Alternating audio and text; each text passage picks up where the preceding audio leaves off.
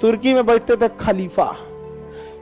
अब यूरोप वालों को लगा कि भैया हम लोग का बैजेंटाइन साम्राज्य तो उधिया गया, ऑटोमन एम्पायर ने कब्जा कर लिया, अब भागो नहीं तो परिवार उरिया छोड़ छाड़ के, नहीं तो हम लोग को जगह ना मिलेगा भागने का। इसी क्रम में यूरोप वाला भागना चालू किया सब, तो जगह जगह खोज किया सब। कोनो जाके खोज दिया अमेरिका, कोनो ब्राजील। वास्को डिगामो आया तो कहा कि इधर से भाग, इधर से भाग, इधर से उधर से मत भाग, काट देगा उधर से, भागो भागो भागो, अरे भारत मिल गया रे, मिल गया मिल गया। तो वास्को डिगामा डरपोक, उसका पूरा पुर्तगाल वाले का हिम्मत नहीं था कि इधर से क्रॉस कर जाए, काट के फेंक देता सबको। बाबर के पास था क्या? बाबर राणा सांगा के साथ लड़ाई में हार चुका था।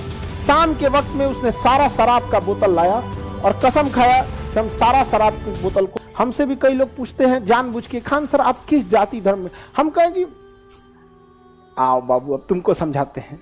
पहले हम उन्हीं से पूछते हैं आप किसके हैं ये बताइए, शिया सुन्नी बरेलवी अहले हदीस देवबंदी क्या चीज? लेकिन पाकिस्तान शिक्षा है नहीं, उसको लगता है भारत को मार देंगे। अरे यार तुम किस नशे में?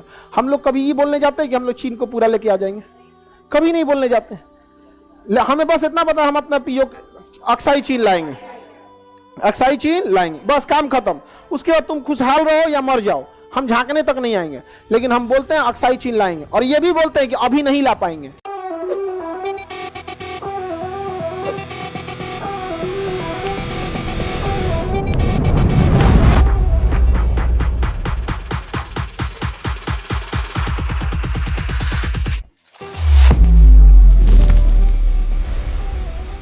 तुर्की का जो लोकेशन है, तुर्की के एक साइड में देखिए ये पूरा का पूरा एशिया, ये पूरा का पूरा एशिया, और इस साइड में देखिए ये पूरा का पूरा यूरोप, यूरोप हो गया।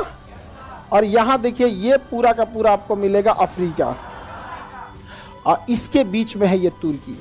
इसका मतलब ससुरा जिसका तुर्की पर कमांड हो गया, 3-3 महाद्वीप का एरिया कमांड कर लेगा। सोचिए, समझ आ गया? यहां ईसाइयों का कमांड था बैजेंटाइन साम्राज्य। क्या नाम था? कौन साम्राज्य? बैजेंटाइन। बाद में तुर्क साम्राज्य वालों ने बैजेंटाइन को उखाड़ फेंका और यहां लगा दिया ऑटोमन एम्पायर। कौन एम्पायर? Ottoman empire. तो ऑटोमन एम्पायर तुर्कों का था। ऑटोमन एम्पायर किसका था? तुर्कों का था। तुर्क वाले ने कब्जा जब किया तो यहां से ऑटोमन एम्पायर को स्पेन तक फैला दिया, और यहां से ये अफ्रीका तक फैला दिया, और यहां ओमान यूएई, यहां पर धीरे धीरे ये ऑटोमन एम्पायर यहां फैल गया। ये कौन एम्पायर है? Ottoman empire. कौन एम्पायर? Ottoman empire. कितना बड़ा एम्पायर है, दिख रहा है? और ये कमांड होता था कहां से? तुर्की से। तुर्की में बैठते थे खलीफा।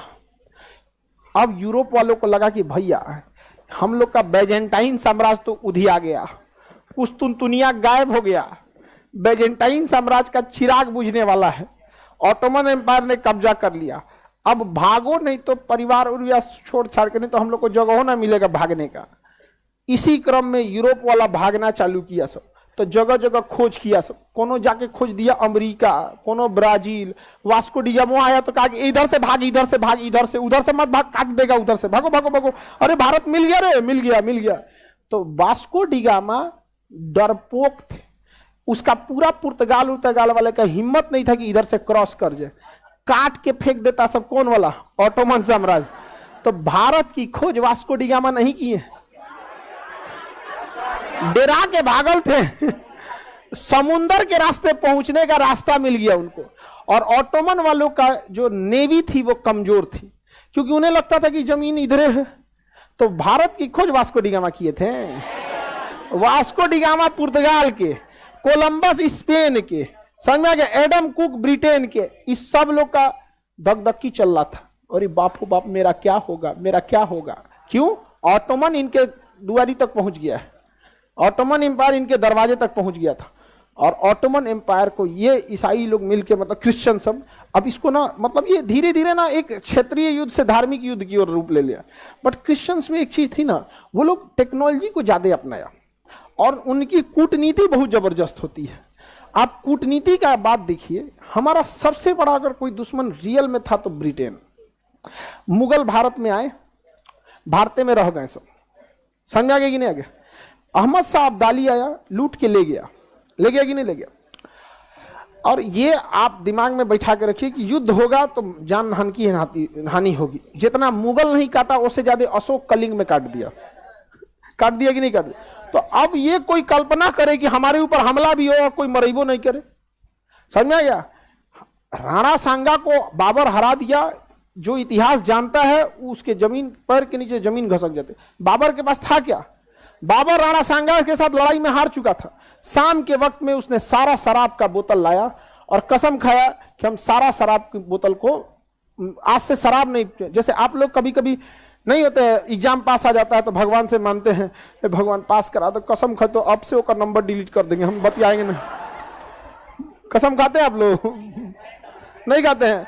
अच्छा, ऐसे भगवान से कुछ कुछ मन्नत मांगते हो, कहा हम शराब छोड़ देंगे। इस्लाम में शराब पीना हराम है, लेकिन लोग पीते हैं।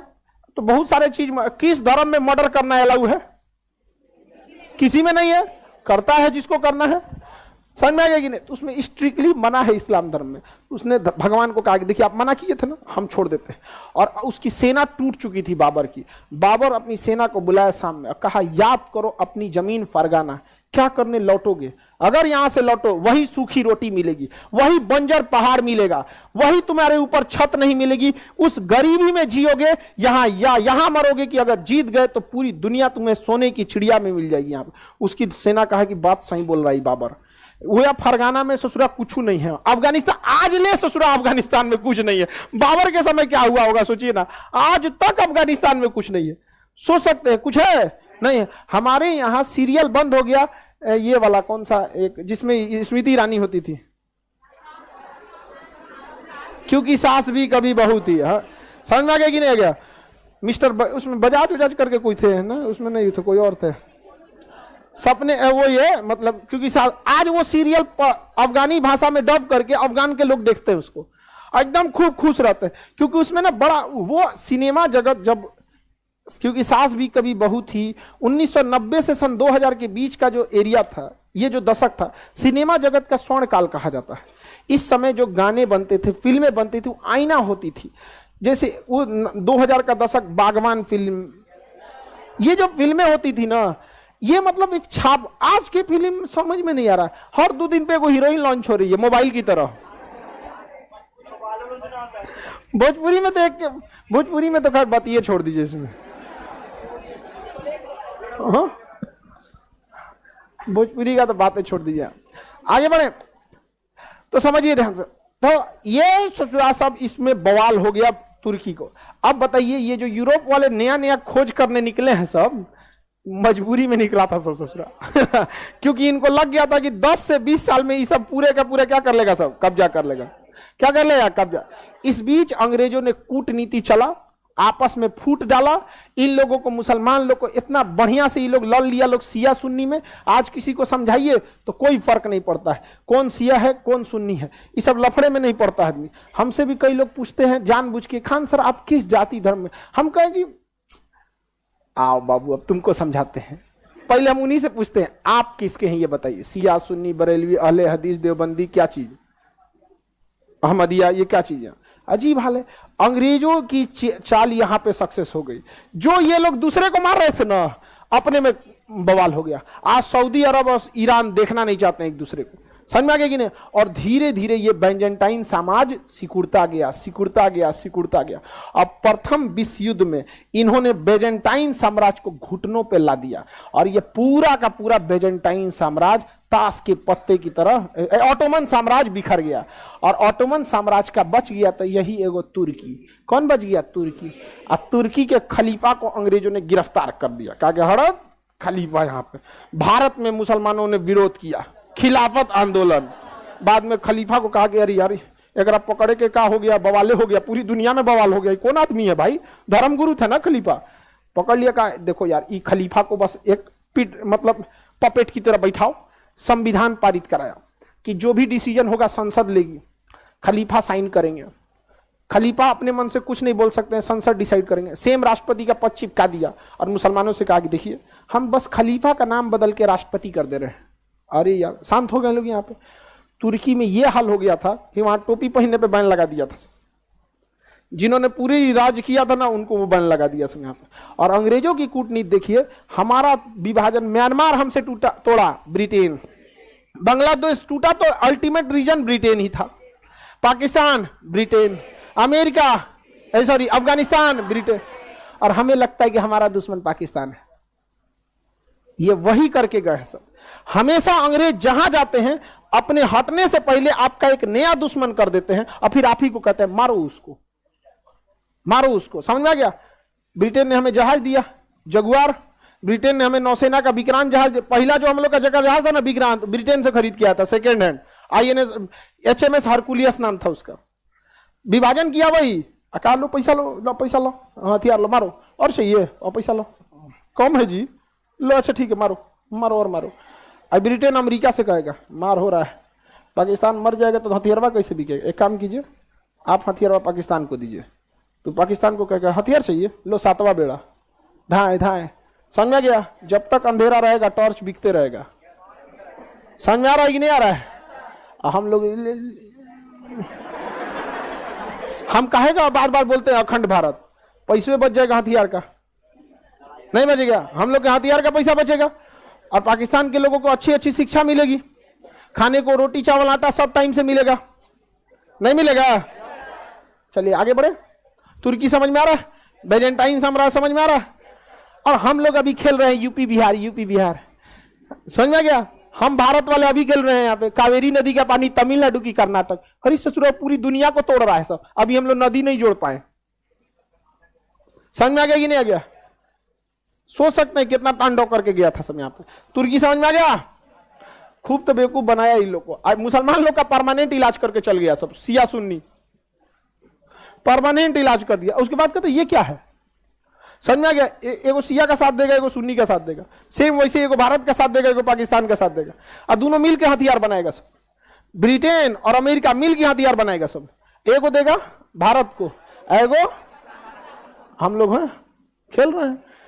अब हम तो समझदार भी हैं, हम लोगों ने हथियारों पे खर्चा कम किया, लेकिन पाकिस्तान शिक्षा है नहीं, उसको लगता है भारत को मार देंगे। अरे यार तुम किस नशे में? हम लोग कभी ये बोलने जाते हैं कि हम लोग चीन को पूरा लेके आ जाएंगे? कभी नहीं बोलने जाते। हमें बस इतना पता, हम अपना पीओ अक्साई चीन लाएंगे, अक्साई चीन लाएंगे, बस काम खत्म। उसके बाद तुम खुशहाल रहो या मर जाओ, हम झांकने तक नहीं आएंगे, लेकिन हम बोलते हैं अक्साई चीन लाएंगे, और ये भी बोलते हैं कि अभी नहीं ला पाएंगे, लेकिन हम लोग उसके लिए पूरा प्रयासरत है, रणनीति तैयार कर रहे हैं, एक समय आएगा आएगा। समझ में गया? किसी को हर चीज के विकास का एक चरम होता है। चाइना अपने विकास के चरम पर पहुंच गया है और अब हम विकास के रास्ते पे हैं। चाइना चाहता है इसको लात मार दो कि रुक जाएगा, हम लोग कहते तन सब पीछे ही हट जाए। जब विकास हम कर लेंगे तब आप अपने ढलान पे होंगे, तब हम अपने उफान पे होंगे, तब ना कूच दे तब कहिएगा बिहारी ना आदमी।